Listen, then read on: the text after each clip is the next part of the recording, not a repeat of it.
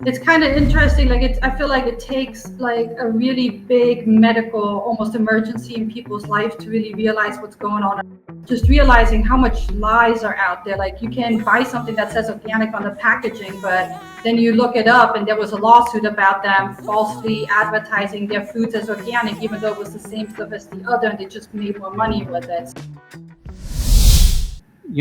Suzanne, you mentioned your health journey and how it influenced your decision to raise geese. Can you share a little bit about that and then follow up with what health benefits have you found consuming goose meat compared to other types of meat?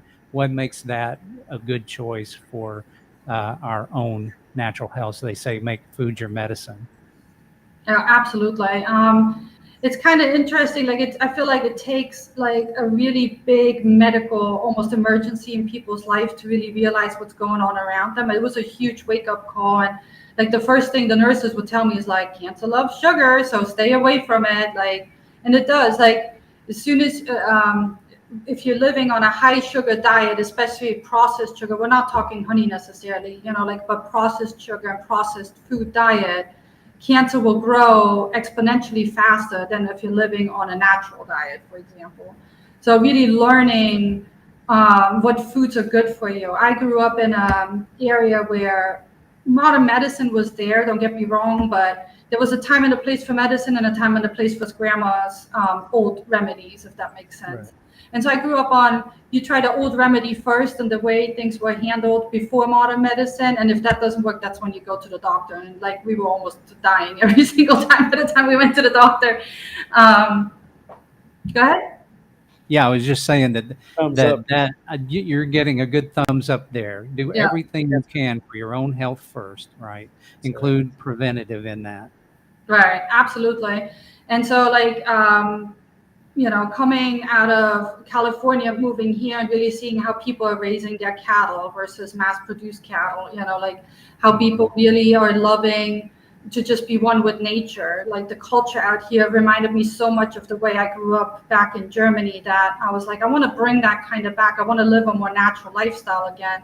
And it wasn't just meat, but also like the herbs, the foods that we grow and eat, like and then it's just realizing how much lies are out there. Like you can buy something that says organic on the packaging, but then you look it up and there was a lawsuit about them falsely advertising their foods as organic, even though it was the same stuff as the other, and they just made more money with it. So really, I mean, you can't prevent everything, but you can try your best to minimize it. And I feel like if you make just every day or every week or every month just a little bit step closer and choices closer to living more natural, like maybe not eating out as often, not buying as much processed food, maybe even trying to bake your own cakes and breads for a little while, it will bring you back closer to that home.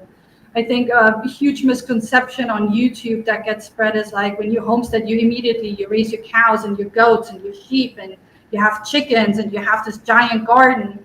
But back then when our grandparents were living and having their own gardens and stuff, they weren't doing everything. Everybody did something and then they shared amongst their neighbors. And that's really the culture that's out here in our area. Like we share a lot amongst each other. We produce things and then gift it to our neighbors, and then in turn our neighbors will gift back to us what they can give. And it's just a beautiful way of living together in a smaller community.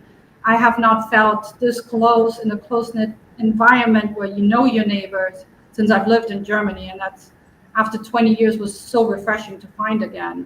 But then going into the meats, so the other thing was when you have so many surgeries, especially upper body surgeries, like, yeah, do you want to raise a cattle for that delicious steak? Absolutely. But who's going to wrangle that steer?